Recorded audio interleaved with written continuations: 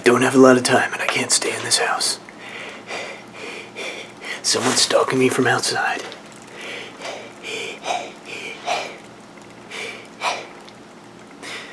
I'm gonna do a movie called Black Christmas. Don't worry, it's not a Tyler Perry movie or something like that. It's a horror movie. Well, let's take it away. I'll meet you at another location. Okay.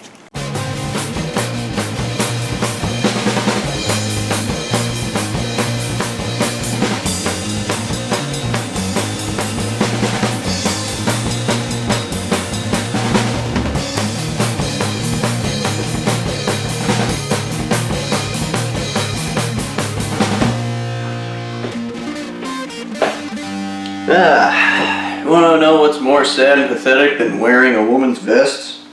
The fact that I can wear this and I'm not even cold. It's Christmas Eve 2015 and it's just really warm, dude. I don't know. Black Christmas is a horror film from 1974 from director Bob Clark. If that name sounds familiar, it's because it's the same guy who directed A Christmas Story in 1983, some 9 years later. Same guy. Those pictures you saw at the beginning of the review, those were from the actual house that film was filmed in Cleveland, Ohio there. So there you go. No big deal. Christmas Story, man. Same director. Also, same director as Porky's. And not only that, this film has a very interesting array of cast members, including Olivia Hussey, who would go on to play Lois Lane in the Superman movies just a few years later. We have Andrea Martin from SCTV, the criminally underrated Andrea Martin. We got John Saxon from Nightmare on Elm Street, of course, and my favorite episode of Mystery Science Theater 3000, Mitchell. And then, of course, rounding out, we have Keir Dull,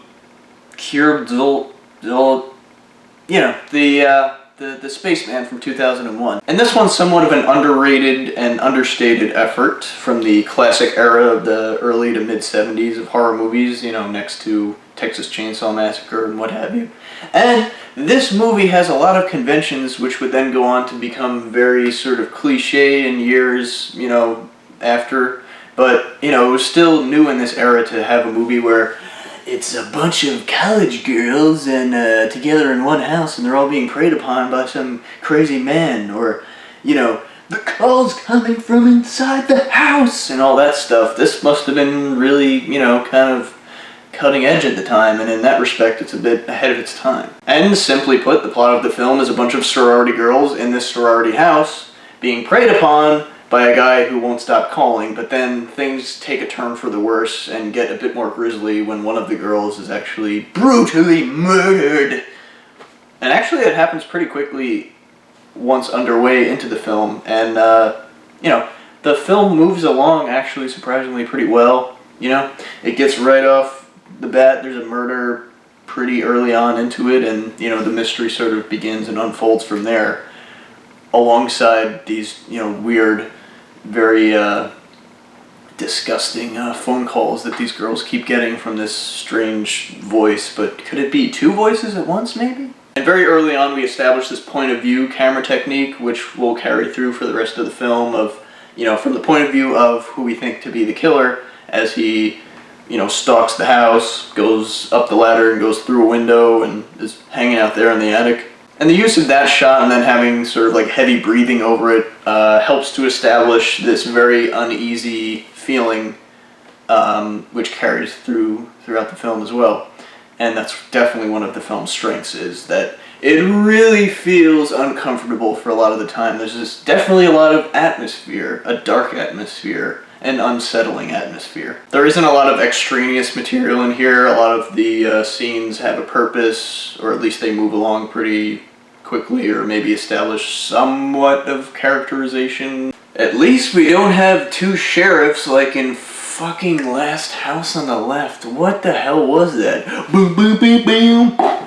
It's even interesting seeing the cross-cutting between scenes happening simultaneously. Like, for instance, towards the back end of the movie, there's a sequence in which a bunch of children are caroling outside the sorority house while upstairs a murder is happening.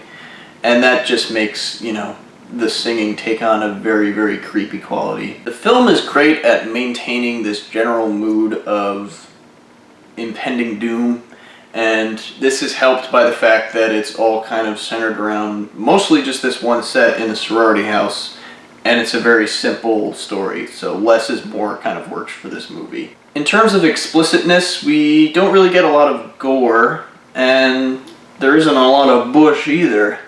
2000 election humor, anyone? And also, that said, very early on in the movie, there's a very, very blue language, you know. The C word makes an appearance quite several times. Just cunt, cunt, cunt, cunt, cunt. The background score is very minimal.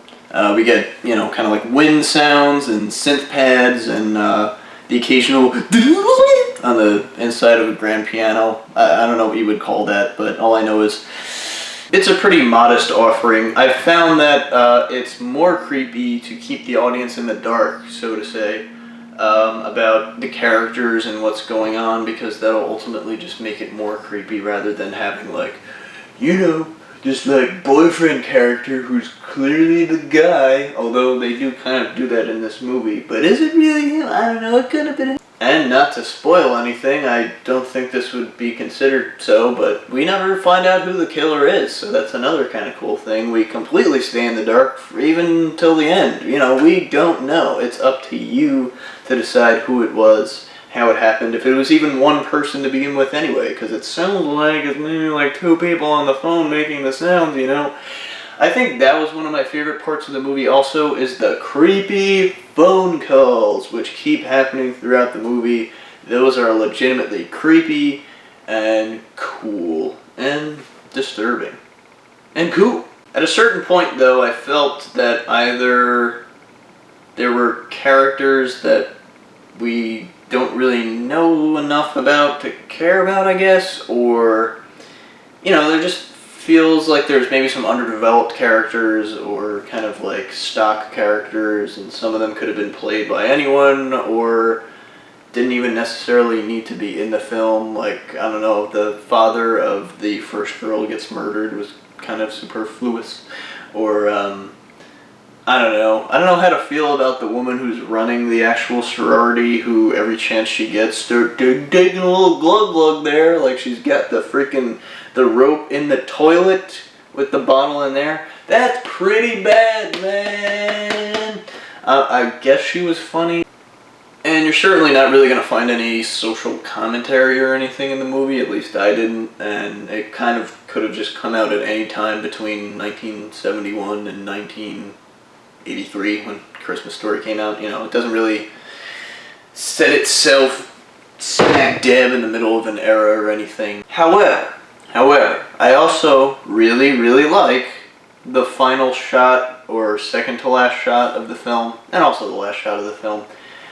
So slow moving, and it goes beyond even just creepy. It feels like a real film when it's happening. The last shot is just one very long tracking shot where the camera slowly pans all the way around, and it reveals something about the movie. It's, you know, if you're looking for just pure gore, pure sleaze, something like that, well, take it outside, buddy, because we don't do that here. At least not this week. And yeah, even though some of the characters are, like I said, underdeveloped or whatever, and quite honestly, plenty of the time, a lot of them aren't even very likable, it's still got this very sort of like down-to-earth, honest, gritty feeling at times. You know what I'm saying?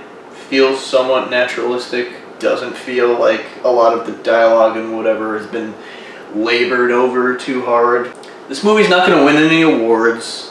It's not going to be found in the Library of Congress. It's not a cultural artifact or anything like that, but it's a nice alternative to, you know, Four Christmases, Christmas with the Cranks, Christmassy Christmas, Poopity Poop,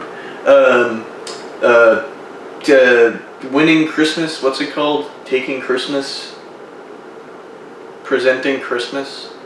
Saving Christmas, that's what it was. In fact, it's taking Christmas and shoving his head in the toilet!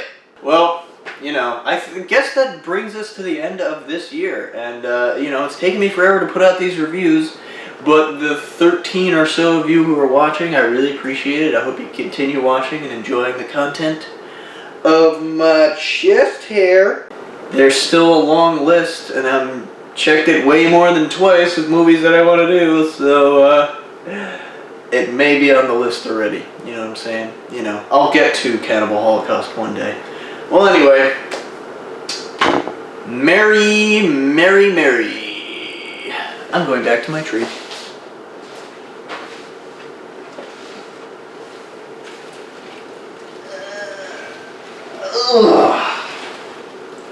Stay secular! That was a good review. Good, not great.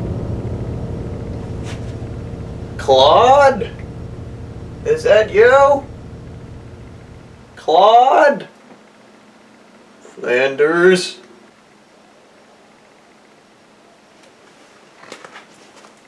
Claude? What? I gave it a good review. I could have reviewed all the other holiday slasher movies. I could have done Silent Night, Deadly Night. What?